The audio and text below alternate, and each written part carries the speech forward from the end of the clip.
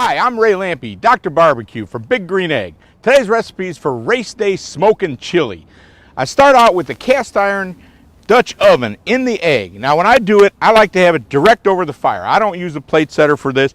I want my cast iron Dutch oven getting hot. It's cast iron, needs a little bit of oil to get it started. That stuff will get hot fast. I start my chili with bacon. Half a pound of bacon. Thick slice, that looks real nice, doesn't it? Got the oil moved around a little bit. Let's get the bacon in there.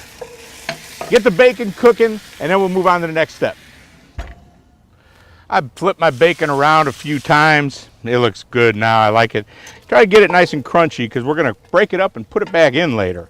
But for now, I'm going to use all that bacon fat.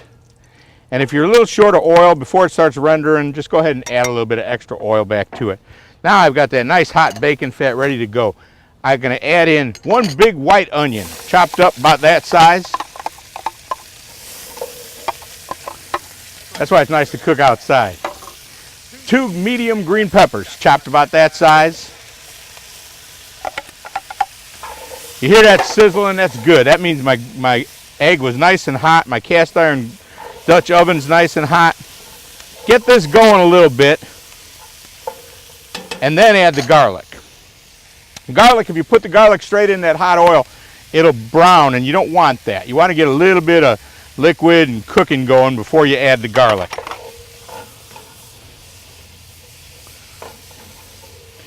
I'll cook this for a few more minutes. I want to get that stuff good and soft for my next step.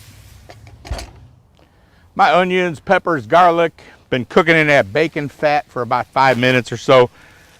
Not fully cooked, but they're getting pretty soft. This is good enough. It's time to start adding some other stuff now. This is a can of diced tomatoes. Today I got the petite ones. They're cut a little smaller. The bigger ones are fine too. Doesn't really matter, but you want them diced. Don't put the whole tomatoes in there. If you buy the whole tomatoes by accident, dice them yourself on the board. Beef broth. Buy the low sodium for this. We can always add some salt later. Low sodium beef broth, 1 whole can of that. Beef consomme. This stuff's got a lot of salt and a lot of richness to it, but it also is going to give it that sort of a gelatinous texture. It helps thicken the chili. Really good beefy kind of stuff. Put a can of that in there. Cup of water. Chipotle peppers. This is a smoked jalapeno. They come like this in adobo sauce. They're smoked jalapenos in a spicy red sauce. Great stuff. For this, I'm going to use 3 of them. 3 medium chilies. I pulled them out. Use gloves, and I minced them up. Seeds and all going in there. It's going to be a nice smoky heat. Today, I just chopped up a few of them, and they're going right in there. That's going to be my heat and some good smoky flavor. So now I got the vegetable broth. I'm going to add the meat. This is 4 cups of cubed up smoked meat. It's a lot of meat for this, but what the heck. Mix that in well, get it going. And now I need some seasonings. A little bit of black pepper, about a teaspoonful. 2 tablespoons of ground cumin. I like a lot of cumin in my chili.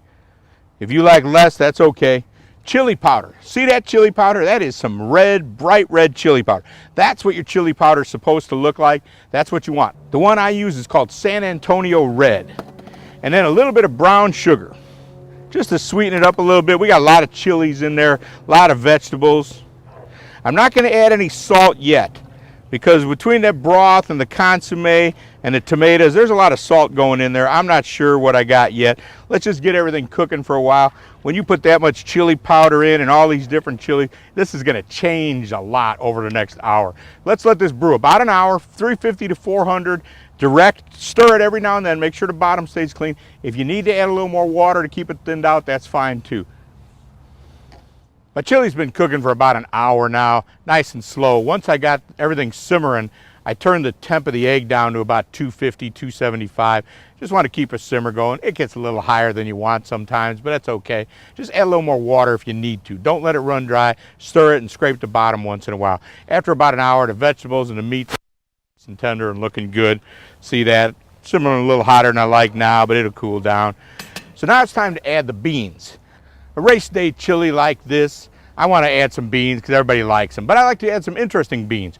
Today I'm going to use 1 can of black beans and 1 can of pinto beans. As old chili cooking friend mine used to say, beans are okay in your chili, just get rid of all that bean gravy. And I add them in now. I don't want to add them too early though, because I don't want them to cook into mush. And now I'll add my bacon back. I chopped up the bacon, got it nice and crispy. I don't want to get it too sogged out. It probably will anyway, but I want to save it back. That bacon's going to add some salt to this dish too, so we're still not going to salt it. After it gets all done, then I'll taste it for some salt, because there's plenty of salt in there. It's not about not using salt, but there's plenty with all these different ingredients I added. Doesn't that look nice with all those different beans and different colors in there? About another half hour. This should all thicken up. It's going to be looking great. All right, my chili's been simmering now with the beans and bacon, everything all in a half hour. I tested mine for salt, have a little taste, let it cool, taste it. I was fine with the bacon and everything else in here. I didn't need any salt today. Make sure you taste it though, just in case. All simmered up, look at that, nice and thick. This is about the texture I want. If you want it a little bit different, you want to add a little water, go ahead. I think this is perfect. I like it like this. That is some hearty stuff, man. A cold day, your friends coming to watch the race, they're gonna like that. That's race day chili. To me, the perfect accompaniments to this is a little bit of shredded cheese, maybe some hot sauce if you like it hot, and a handful of these babies. That is perfect race day smoking chili on the Big Green Egg. I'm Dr. Barbecue. You can get this recipe and a lot of others at biggreenegg.com.